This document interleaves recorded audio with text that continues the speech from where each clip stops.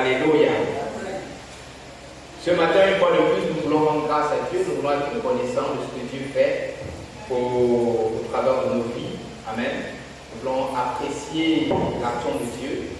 Alors que nous sommes au 4e mois de l'année 2023, nous sommes en plein début du mois d'avril, nous voulons apprécier la grandeur de Dieu. Nous voulons apprécier la grandeur de Dieu parce que c'est vrai qu'il y a certaines familles qui ont été endeuillées, mais pour la majorité, Dieu a veillé. Dieu a veillé sur ta vie, Dieu a veillé sur ta santé, Dieu a veillé sur tes savoirs. Et nous voulons apprécier cela. Nous voulons apprécier ce Dieu merveilleux et grand. Amen.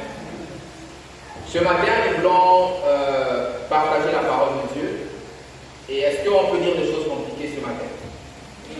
Alléluia. Est-ce qu'on peut dire un peu des choses compliquées ce matin? Vous savez, un enfant, lorsqu'un enfant commence à marcher, c'est à ce moment qu'on commence à donner du sel à l'enfant. Alléluia. Et mon fils qui n'a rien que 4 mois, j'ai dit à sa mère de commencer à donner le sel. Il doit déjà avoir le goût du sel dans la bouche. Et au fur et à mesure qu'il grandit, l'enfant commence à manger de la viande, l'enfant commence à croquer les os. Alléluia. Donc il est important de parfois croquer les os. Amen. Il faut croquer les os parce que ça te permet de bien grandir. Alléluia. De même, lorsqu'on est adulte, il est toujours important de consommer du lait. Le lait est important aussi pour les adultes. Ça permet d'augmenter en énergie, ça permet un tas de choses nutritives. Donc le lait, ce n'est pas seulement pour les enfants, le lait c'est à la fois pour les adultes et pour les enfants. Alléluia. Nous voulons parler ce matin de la spiritualité du sang. La spiritualité du sang. Dis à ton voisin la spiritualité du sang. La spiritualité du sang. Tous ton voisin de gauche et de droite dit la spiritualité du sang. Alléluia. Le sang que nous portons, que nous avons dans nos veines, est un liquide physico-spirituel. Alléluia. De même que toi-même, l'être humain, tu es un homme physico-spirituel. C'est-à-dire qu'on peut te voir, on peut te toucher, tu es palpable, tu es tangible. Mais tu as aussi un côté spirituel. Tu as un côté divin. Alléluia. Il en est de même pour le sang qui coule dans nos veines. Et c'est pourquoi ce matin, comme j'ai dit, nous parlons de la spiritualité du sang. Amen. Genèse chapitre 2, verset 7. Est-ce qu'on peut lire la parole de Dieu? Amen. Je lis la parole de Dieu dans Genèse chapitre 2, au verset 7. Oui, uniquement. L'Éternel Dieu forma l'homme de la poussière de la terre.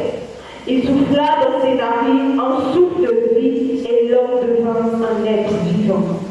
Alléluia. Amen. Tu peux t'asseoir. La Bible dit que l'Éternel Dieu forma l'homme de la poussière de la terre. Et il souffla en lui un souffle de vie. Et l'homme devint un être vivant. Alléluia. Dans ce texte, on parle de la formation de l'homme. Dans l'anthropologie biblique, l'homme est formé du corps, de l'âme et de l'esprit. Alléluia. Corps, âme et esprit sont des constituants qui permettent à l'homme d'exister dans le monde des vivants. Parce qu'il faut souligner qu'avant que l'homme ne soit dans le monde des vivants, physiquement, il y avait des êtres qui vivaient. Il y avait des animaux qui avaient déjà été créés avant l'homme. Il y avait même des minéraux. Donc lorsque l'homme arrive dans le monde des vivants, il lui faut un corps, il lui faut une âme et il lui faut un esprit afin d'opérer dans la royauté qui lui était destinée. Amen. Dis Amen. Amen. Ici, l'expression qui est employée, c'est former. Il faut bien comprendre que dans la création de l'homme, il y a deux expressions dans Genèse. Il y a formé et il y a créé. Les verbes sont différents ici parce que le verbe créer, c'est para, qui signifie créer à partir de rien. Donc lorsque Dieu a créé l'homme, Dieu n'a pas d'abord créé le corps de l'homme, mais Dieu a d'abord créé l'esprit de l'homme.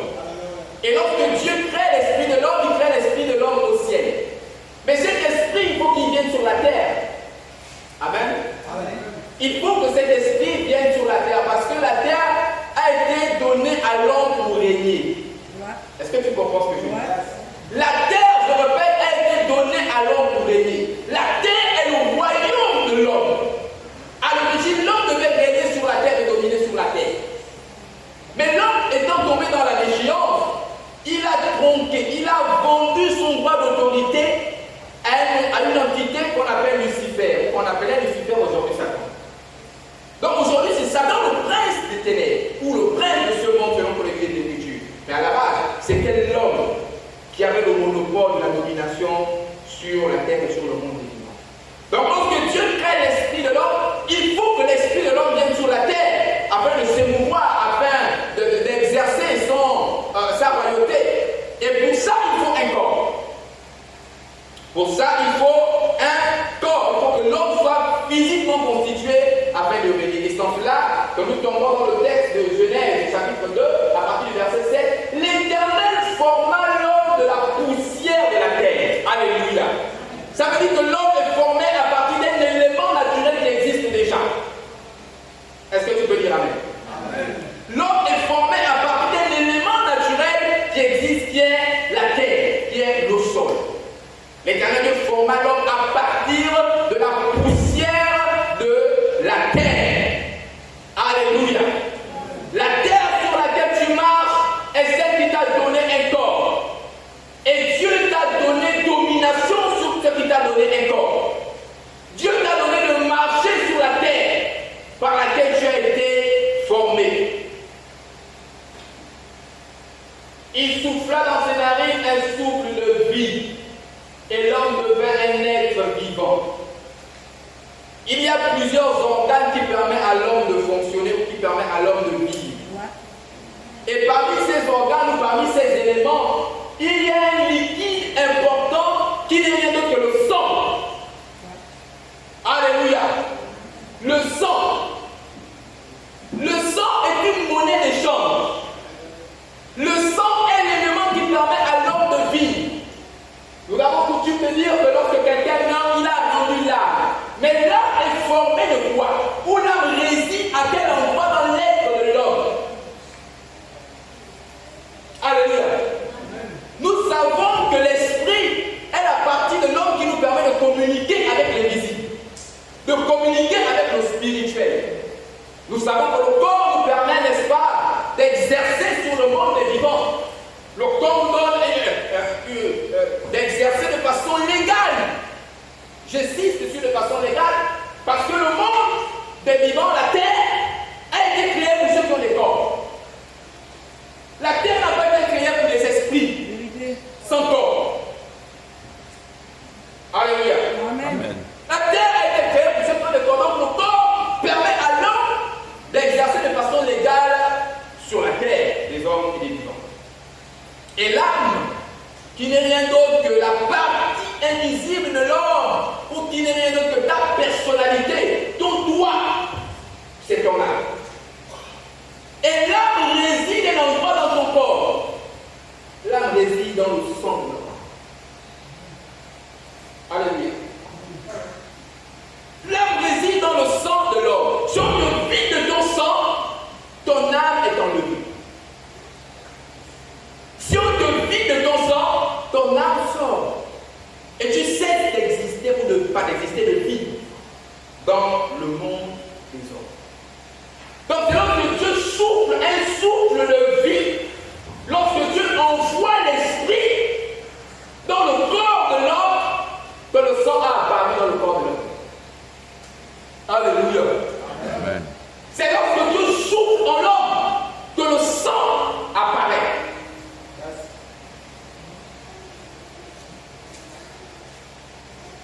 Que la vie a commencé à s'épouvoir en l'homme. Et la Bible dit, l'homme devient un être vivant.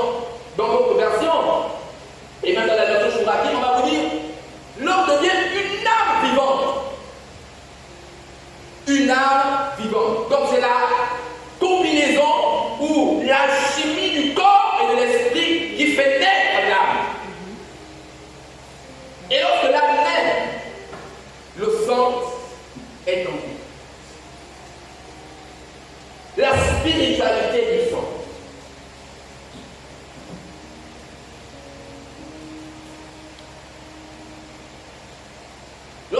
parlons de spiritualité,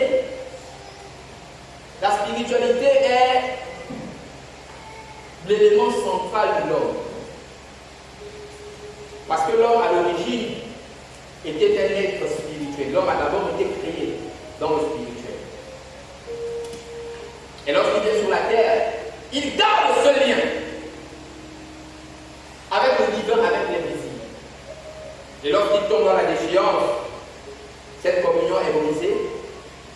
Et donc il se met à chercher Dieu en tâtonnant. Il se met à embrasser d'autres esprits qui ne sont pas les esprits de Dieu. Il se met à flirter avec d'autres courants. Parce que les esprits existaient déjà sur la terre avant que l'homme ne soit envoyé. Donc la spiritualité permet à un homme de dominer et de régner sur le monde des vivants. La Bible dit que les choses visibles ont été tirées de celles invisibles. Cela signifie que l'invisible est la copie de l'invisible. Ça veut dire que le visible n'est pas le monde réel ou le monde premier, mais le véritable monde, c'est le monde invisible. Et voici pourquoi les plus grandes réalisations, il faudrait que les gens vont dans l'invisible afin d'amener cela dans le visible. Alléluia.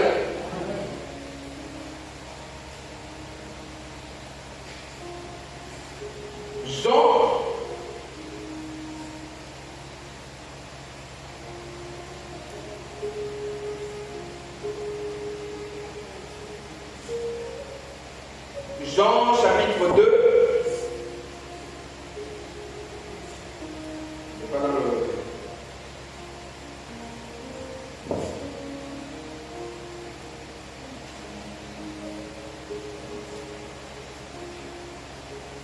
Non, Jean chapitre 1.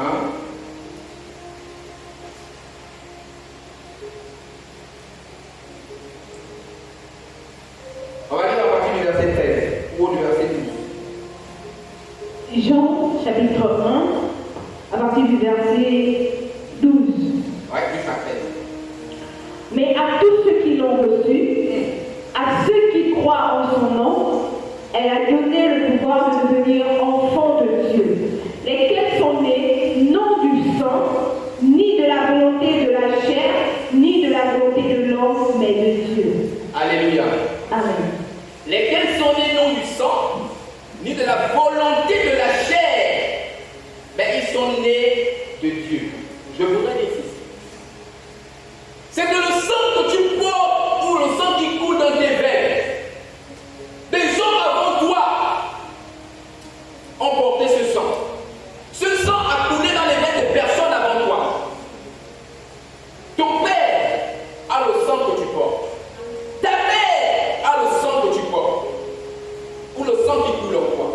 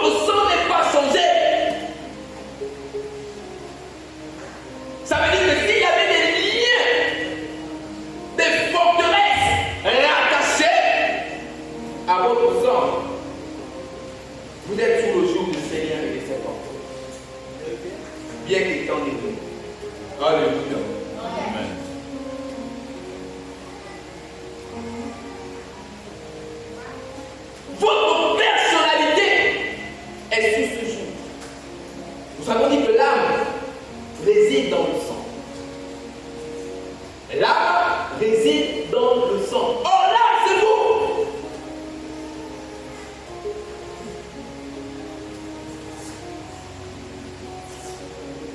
L'âme, c'est vous! Nous allons plus loin. Les gènes, quand on parle de génétique, les gènes se trouvent dans le sang. Alléluia. Les gènes se trouvent dans le sang. Ça veut dire que ton comportement est lié à ta génétique. Et certains scientifiques vont jusqu'à dire, lorsqu'un homme répète quelque chose pendant un certain temps, lorsqu'il est dans la répétition d'une chose, pour les musiciens, pour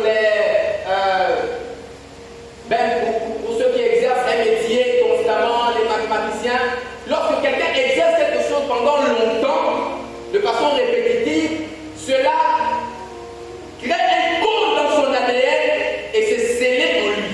Et donc, cette action, ses enfants ou sa descendance va se retrouver en train de faire la même chose. Alléluia. Voici pourquoi vous allez voir que si quelqu'un est musicien, il aura forcément un enfant qui va être musicien. Parce que c'est dans sa génétique. C'est dans ses gènes, c'était l'héritage qui est transmis. Vous allez voir certaines personnes qui ont le même comportement que leur père, que leur mère. Et même la ressemblance physique, c'est lié à la génétique. Il ressemble beaucoup à son père. Alléluia. Il ressemble beaucoup à elle ressemble beaucoup à sa mère. Mon fils me ressemble. Il est beau, mignon comme son père. Mais cela se trouve dans les gènes. Alléluia. C'est la génétique. C'est dans les gènes. C'est la combinaison des gènes de son père et de sa mère. Il donne sa beauté. Alléluia. Ça veut dire que si le père est bizarre, si la mère est bizarre, il y a des fortes chances que l'enfant soit bizarre.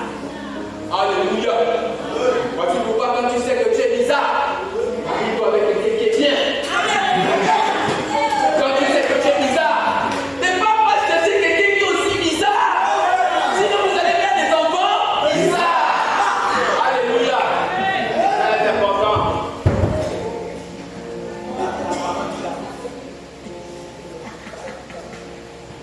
C'est très important. Je écoutais un frère catholique congolais qui disait que dans l'église, les gens font beaucoup la bêtise. Toi-même, tu es bête. Tu vas chercher un mari qui est bête. Bon, vous allez faire des enfants, quoi. C'est vrai qu'il exagère un peu, mais moi, j'ai compris le fond du message. Ça veut dire qu'il faut équilibrer les choses.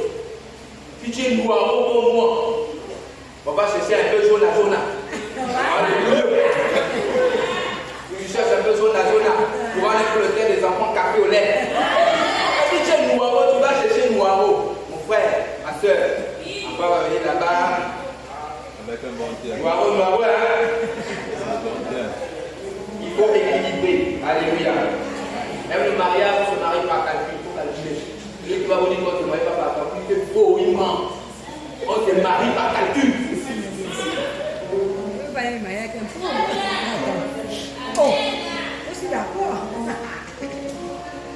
Donc l'âme de l'homme se trouve dans son sang. Et dans le sang se trouvent les gènes. Il y a tout un héritage qui est transformé dans la génétique de l'homme. Qui est transporté, pardon.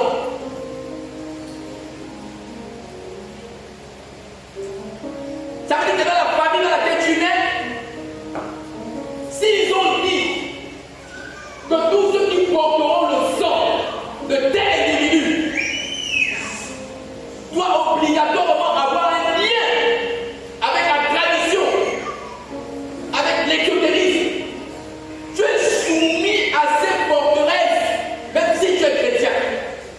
Et voici pourquoi la vie de certains chrétiens est une vie de combat perpétuel.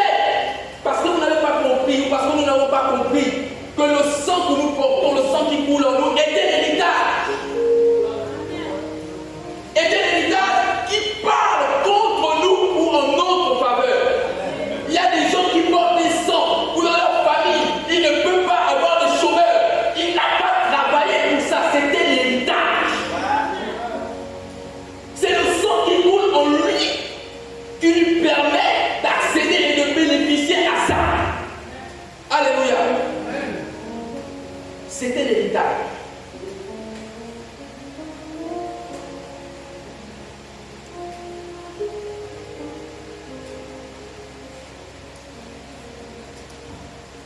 Dans l'héritage du sang, il y a tout ce qui est positif. Mais en grande partie en Afrique, il y a beaucoup de la négativité dans l'héritage qui nous a été donné. Alléluia. Tu te mets à vivre des combats inexpliqués. Tu vis des luttes que toi-même tu ne comprends pas. Mais je prie. Pourtant je prie, je suis à l'église. Je prie à la nuit des fois. Mais Seigneur, comment? Pourquoi cette chose? Tu te vois en train d'être une femme légère. Tu as du mal à dire oui non aux hommes. C'est un héritage qui t'a été légué. C'est dans ta génétique. Et souvent, cela est activé par une action. Cela est déclenché par une action. Ça veut dire que cette information génétique, parce que quand on parle de génétique, c'est l'information, c'est tellement petit, ça se trouve dans le sang, c'est l'information. Et voici pourquoi aujourd'hui on peut faire des bébés à la commande. C'est-à-dire, je peux dire que moi, mon bébé, il faudrait qu'il ait des yeux bleus. On manipule la science aujourd'hui, évolue, il manipule la génétique de l'homme et des animaux. On prend les gènes de quelqu'un, d'une personne qui a les yeux bleus, on prend cette information génétique, on prend d'autres là-bas et puis on crée un bébé. Et ce bébé a les yeux bleus. Comment cela se fait? Ça se fait au travers de la génétique. Et cela se trouve dans ton sang. Tu te vois en train de poser des actions. Pour certains, c'est direct. C'est-à-dire, ma mère était comme ça, et toi tu es comme ça, mon père était comme ça, et tu te retrouves en train d'être comme ça. Pour d'autres, c'est générationnel. C'est peut-être mon grand-père qui était comme ça, et toi tu te retrouves en train d'être comme ça. Alléluia. Vous savez, génétiquement parlant, dans notre famille, il y a des gens qui sont prédisposés à la spiritualité. Que ça soit dans ma famille paternelle, que ça soit dans ma famille maternelle, dans la famille maternelle, les gens sont prédisposés à la religiosité. Mon grand-père, le nom que je porte, qui s'appelle Don, était maître catéchiste, mais un grand sorcier. Un grand vampiro. Mais il était maître catéchiste. Alléluia. Du côté paternel, ce sont des gens qui sont dans les esprits de la forêt. Donc il y a une prédisposition aux choses spirituelles. Et cela s'est produit dans la génétique. C'est pourquoi à un certain âge, lorsque c'était déclenché en moi, je me suis mis à voir des êtres spirituels que d'aucuns n'arrivaient pas à voir. Parce que la chose avait été déclenchée par quelque chose. Il y a toujours un point de contact qui vient activer la chose en nous. Et lorsque c'est activé, tu commences à te retrouver dans le courant. Alléluia. Et voilà faire rendu à Jésus-Christ. Il a dit, c'est de moi, il m'a racheté. Et lorsqu'il m'a racheté, comme je vous dis, il y a toujours certains combats qui étaient menés. Mais c'est la connaissance qui te permet d'agir de façon efficace. Lorsque tu as connaissance de quelque chose, tu agis en conséquence. Alléluia. Et la prière est l'élément fondamental qui te permet de repartir en arrière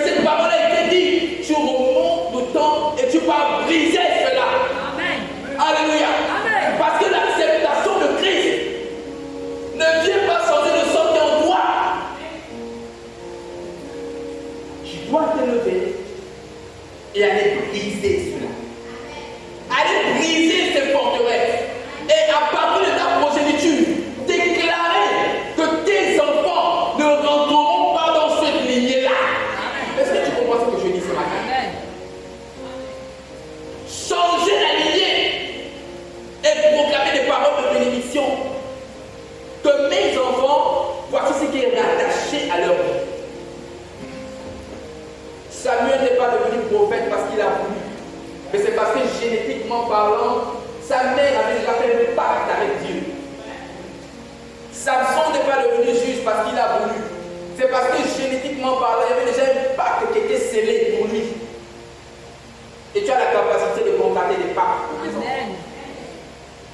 Tu as la capacité de contracter des pactes pour tes enfants. Alléluia. L'héritage que tu as qui coule en toi, tu dois être capable de repartir. Et de détruire tout ce qui a été mentionné. C'est pourquoi quand dans la religion, beaucoup ne croient pas à la spiritualité. Vous allez voir des chrétiens qui vont nous dire, bon, les choses spirituelles, beaucoup n'y croient pas, les amis. Vous ne croyez pas à la spiritualité, vous allez être manipulés. Vous allez être manipulés. Et oui. Vous allez être manipulés. Dans le monde auquel nous vivons, il y a des gens qui ne sont pas des êtres humains normaux, il y a des esprits.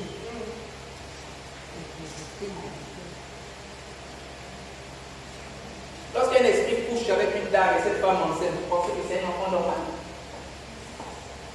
Bien, vous ne croyez pas à ça. Alléluia. Pourtant, vous croyez au phénomène de mari et de femme de nuit. Ça veut dire quoi? Quand ta semence sort de toi, tu fais un rêve de couche, tu penses que cet esprit n'a pas de semence? Alléluia. Est-ce que tu crois que cet esprit n'a pas de semence? Si toi ta semence sort, tu crois que l'esprit n'a pas de semence? Les hybrides existent. Alléluia. Est-ce que je peux dire quelque chose? Jésus est un être humain normal ou était un être humain normal? Spirituel. Alléluia. La phrase Jésus est 100% homme, 100% Dieu. C'est une phrase que nous répétons 100% homme. Alléluia. Jésus était un hybride. Est-ce que je peux dire quelque chose? Jésus est né de la semence du Saint-Esprit, c'est écrit. Sans que Marie n'ait connu son fiancé, son mari Joseph. Mais Marie est devenue enceinte. Et Jésus est né. C'est la raison pour laquelle nous disons que Jésus est 100% Dieu, 100% homme. Parce qu'il est né de la semence de Dieu et de la semence de l'homme. Amen. Amen. Donc ceux qui ne prennent pas la spiritualité, vous allez être manipulés. Et le premier être spirituel sur la terre doit être le chrétien. La spiritualité chrétienne est au-dessus de tout courant de spiritualité qui existe sur le soleil. Alléluia. Parce que nous sommes directement reliés au Créateur, aux esprits supérieurs. Jésus-Christ de Nazareth. Jésus-Christ de Nazareth. Il n'y a aucun esprit qui peut se tenir debout devant Jésus. Amen. Alléluia. C'est pourquoi même si tu es en présence du plus grand maître bouddhiste, maçonnique, je ne sais quoi, tu es supérieur spirituellement à lui. Et tu dois être conscient de cela. Alléluia. Tu dois avoir conscience de cela. Donc ce matin, tu constates toi-même. Toi et moi, nous constatons que tu poses certaines actions. Que ta vie se déroule de façon anormale. Si tu ne pries pas ce matin, quelqu'un ne le fera pas. Est-ce que tu comprends ce que je dis? Tu constates que ta vie est sourde. Le bateau de ta vie va dans une direction où tu n'as pas la capacité de ramener cela. Tu dois te lever ce matin. Alléluia. Tu dois te lever ce matin parce que tu as reçu un héritage. Un héritage qui est la cause de cela, le sang que tu portes, le sang qui coule en toi. Ce sang ou pour toi. Ouais. Se sont pas contre toi ou pour toi. Parce que des ordres existaient avant toi. Des ordres ont posé des actions avant toi. Des ordres ont dealé avec des esprits avant que tu le sois. Alléluia. Ils ont baptisé avant que tu le sois. Et donc quand toi tu arrives, tu es soumis à ça. Tu es soumis à ça. Les pactes du sang.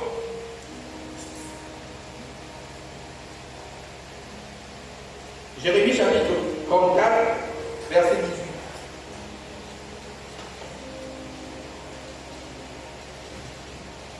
18. Jérémie, chapitre 34, Verset 18. verset 18. Je livrerai les hommes qui ont violé mon alliance, qui n'ont pas observé les conditions du pacte qu'ils avaient fait devant moi, en coupant un veau en deux et en passant entre ses morceaux. Alléluia. Je livrerai les hommes qui ont violé mon alliance, qui n'ont pas observé les conditions du pacte qu'ils avaient fait devant moi, en coupant un veau en deux et en passant entre ces morceaux. Il disait que le sang, dans le monde des esprits, dans le monde spirituel, est une monnaie. Le sang est une monnaie d'échange. Voici pourquoi lorsque vous partez chez quelqu'un qui a des facultés spirituelles telles que ceux qui sont dans le bruiti ou ceux qui sont dans certaines sciences cachées, il va vous dire apportez un mouton, apportez un corps, apportez ceci si tu veux être guéri. Si tu veux retrouver la guérison, apporte un mouton, apporte un corps, apporte une coupe. Pourquoi? Parce que cela va constituer une monnaie d'échange spirituellement afin que tu reçoives la guérison. Parce que rien n'est impossible dans la spiritualité. Si tu es malade, on peut te guérir en allant dans le spirituel. Alléluia. Et donc les esprits avec lesquels ces hommes travaillent, ces esprits imposent des échanges. Et l'une des choses, l'une des monnaies, sinon la monnaie principale dans le monde spirituel, c'est le sang. Pourquoi le sang? Parce que l'âme est dans le sang. Alléluia. Parce que l'âme est dans le sang. L'enjeu majeur dans le monde spirituel est de gagner les âmes. Le combat spirituel est la bataille des âmes. Ton âme est combattue. Satan veut gagner ton âme, Dieu veut gagner ton âme.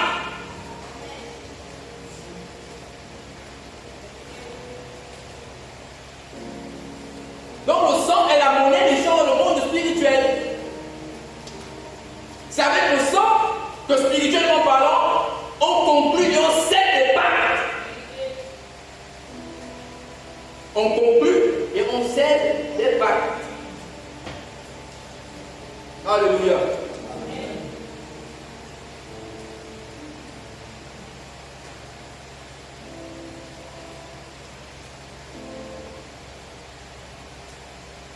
Je livrerai les hommes qui ont violé mon alliance, qui n'ont pas observé les conditions du pacte qu'ils avaient fait devant moi.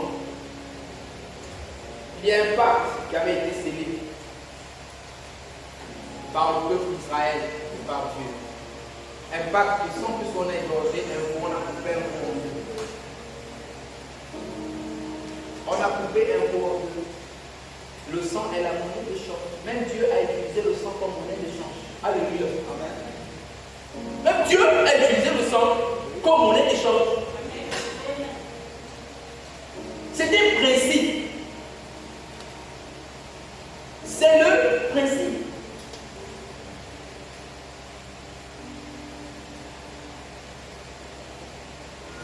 Ceux qui sont dans la sorcellerie africaine, ceux qui pilotent des avions mystiques, on va vous dire que pour faire fonctionner ces éléments, il faut le sang. Il faut le sang. Parce que spirituellement, la valeur du sang est incomparable. Donc Dieu dit qu'il va livrer tous ceux qui n'ont pas respecté le pacte qui avait été fait dans ce texte. Il y a des pactes qui se font même aujourd'hui où nous parlons. Et ces pactes sont scellés par le sang. Alléluia. Ces pactes sont scellés par le sang. Quand un homme politique veut être élu, ou veut être élu, ou veut être promu, ou même un homme qui n'est pas dans la politique, il veut être promu dans une entreprise, dans une société, dans un ministère, il veut être promu DG, assistant, secrétaire, etc. Il va voir un homme spirituel. Et l'homme spirituel va toujours nous demander le sang. Parce que c'est la monnaie d'échange. C'est le sang qui va venir sceller le pacte afin que ce monsieur, cette dame soit promu. Afin que ce monsieur ou cette dame soit promu à son poste. Il faut le sang. Et dès lors que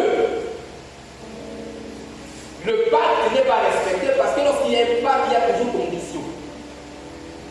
Lorsque vous violez le pacte, vous êtes soumis ou vous êtes sous le joug de quelque chose, d'une sanction. Et c'est ce qui s'est passé ici. C'est ce qui s'est passé ici. Coupant un veau en deux et en passant entre ces morceaux. Certains d'entre eux ont violé le pacte de l'Éternel. Et donc, ils se sont retrouvés soumis à un rejet, soumis à une sanction. Parmi les pactes du sang, il y a le mariage. Le mariage est un pacte du sang. Vous allez pouvoir poser la question de comment fait-il que le mariage est un pacte du sang. Est-ce que vous savez qu'à chaque fois que vous avez rapport sexuel avec quelqu'un, il y a une chance de sang? Le sexe est l'une des portes les plus importantes spirituellement, qui permet justement d'avoir un échange, d'établir un pont. Parmi les portes spirituelles, il y a le sexe, il y a les mains, il y a la tête, il y a beaucoup de portes, mais le sexe est l'une des portes les plus importantes qui permet d'établir une liaison, une porte. Le sexe a même la capacité d'ouvrir un portail. Alléluia. Or, dans la semence de l'homme, il y a le spermatozoïde. Et dans le spermatozoïde, il y a le sang.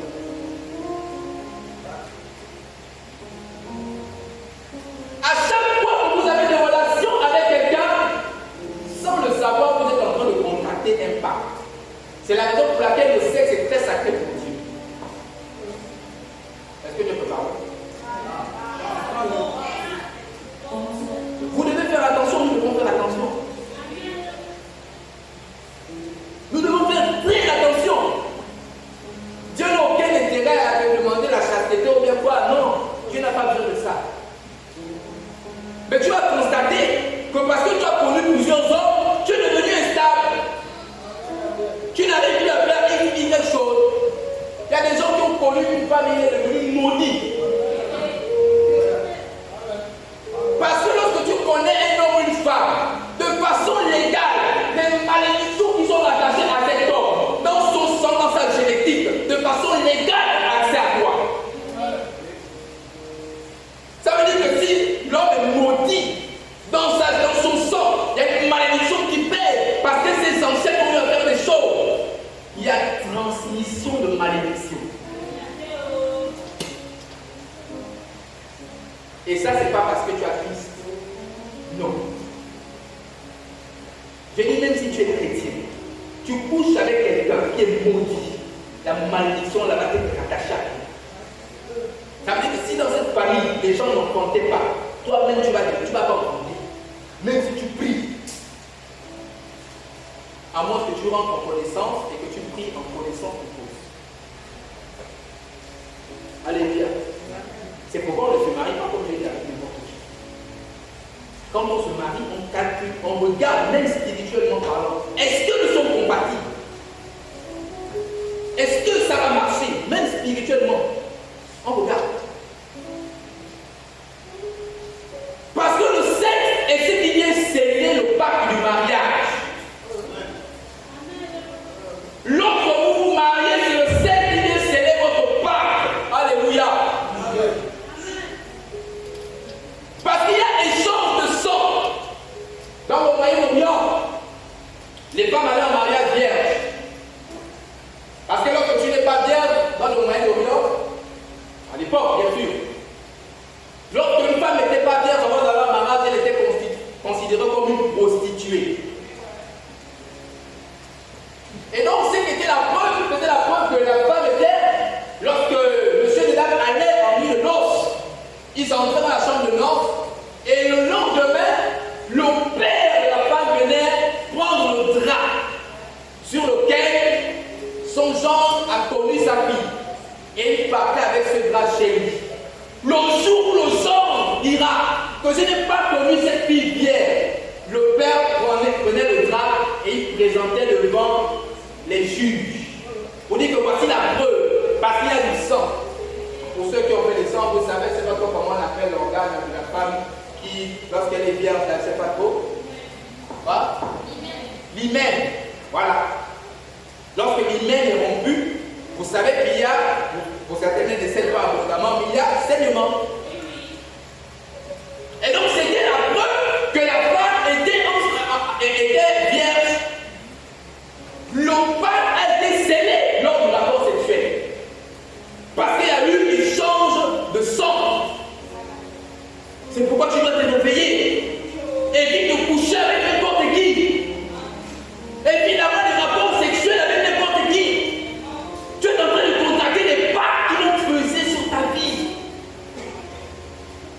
Tu contractes des pactes qui vont peser sur ta vie. Alléluia. C'est très sérieux. C'est pas la blague. C'est pas la blague. Le mariage est un pacte de sang. Et c'est le sexe qui vient sceller le mariage. Ça veut dire que vous vous mariez. Vous allez à la mairie, vous payez la dot, vous payez tout ce que vous voulez. Si vous ne couchez pas ensemble, vous n'êtes pas mariés. Est-ce que je peux dire des choses? De même, vous n'allez pas à la mairie, vous ne faites pas ceci. Lorsque vous couchez avec un homme, avec une femme, vous êtes liés. Il y a un lien qui s'établit entre vous. Il y a un lien qui s'établit entre vous. C'est la raison pour laquelle le sexe est utilisé même dans l'exotérisme. Dans la plupart des courants de spiritualité, ils utilisent le sexe afin d'envoûter, afin de retenir en captivité. Parce que c'est une porte, c'est un échange, parce qu'il n'y a pas. Il n'y a pas.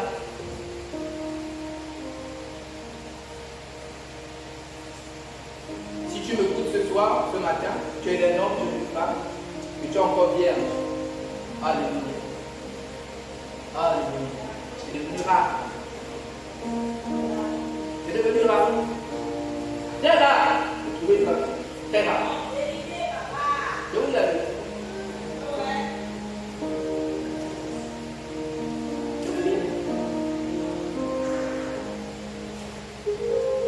Tu dois faire attention. Dans les pactes du sang, il y a le sexe. C'est pourquoi ce matin, comme j'ai dit, nous allons prier parce que je vais laisser le lit.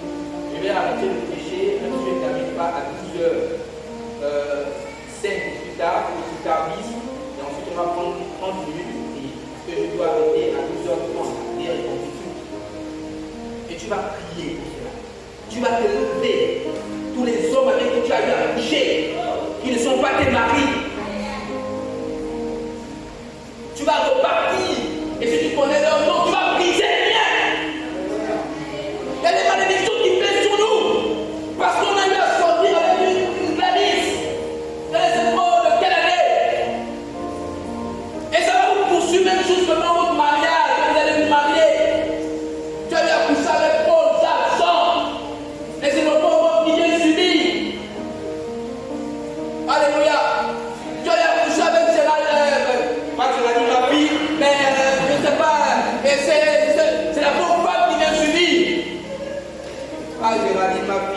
bénie.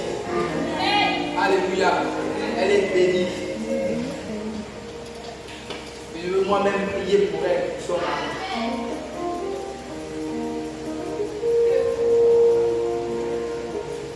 Donc tu vas prier, on va prier ce matin.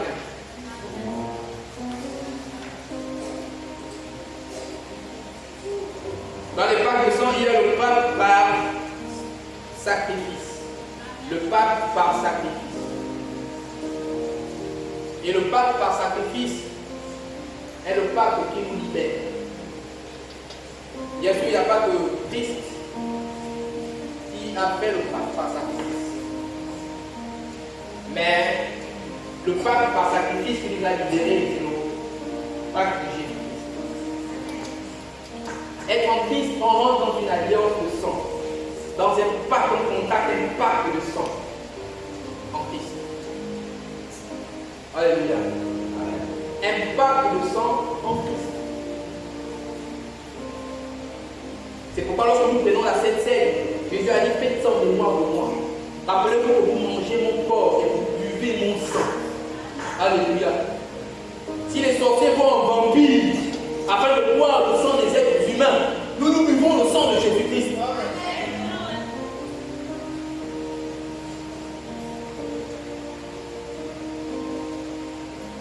Le sang est l'élément purificateur. Amen. Et oui. Et c'est le sang de Jésus qui nous a purifiés de ses péchés, qui nous a rendus justes.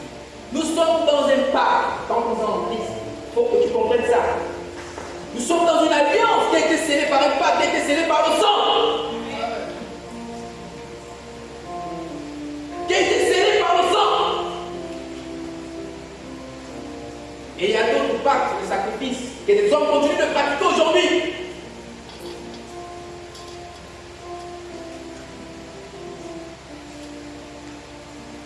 Il y a des gens qui prennent leur sang et mélangent. On va être unis pour la vie. Coupe, le coupe, allez. Vous mélangez le sang. Et ça vous lie. Parce que vous ne s'élèvez pas. Il y a des esprits dans le monde spirituel, des démons, des principautés, ce que vous voulez, qui sont attirés par l'odeur du sang. C'est-à-dire que lorsque le sang coule, que vous voulez ou que vous ne voulez pas, ce type d'esprit est là. Est-ce que vous le savez? Lorsque le sang coule, que vous le vouliez ou que vous ne le vouliez pas, ce type d'esprit est là. Il y a certains endroits de la capitale de la ville et même du monde où il y a toujours des sacrifices. C'est-à-dire qu'il faut qu'il y ait un accident à cet endroit-là. Pourquoi? Parce qu'il faut que le sang coule. Il y a un type d'esprit qui est là. Lorsqu'il y a sang, ce type d'esprit est là. Parce qu'ils sont attirés par l'odeur du sang.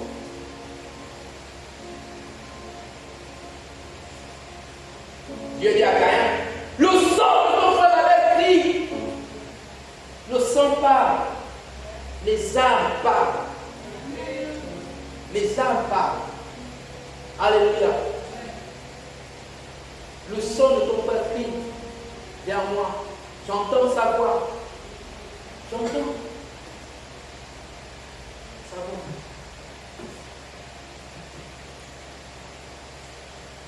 Tu dois briser les pactes que tu as eu à contracter, qui t'ont lié, qui ont mis ta vie dans un état compliqué.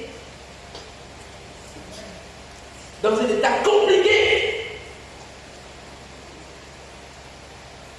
Tu dois te lever. Déjà, tu as déjà un héritage compliqué pour nous qui sommes africains, qui sommes nés dans des familles compliquées. L'héritage de nos parents, de façon génétique, c'est déjà compliqué. Mais il faut encore que je pas apprendre des problèmes d'autrui. Je mets encore sur moi-même. Et c'est déjà encore compliqué. Allez, moi-même, dans ma famille, il y a déjà des malédictions. Non, je ne vais pas encore prendre une malédiction de la famille de X. Et vous voyez les gens qui font dans la vie, c'est compliqué, le travail, il est misérable, il est bizarre, même dans l'église, bizarre.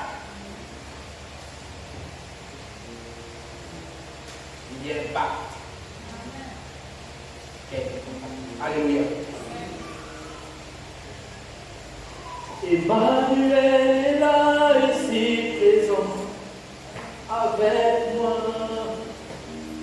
Emmanuel est là. Est-ce que tu peux te lever?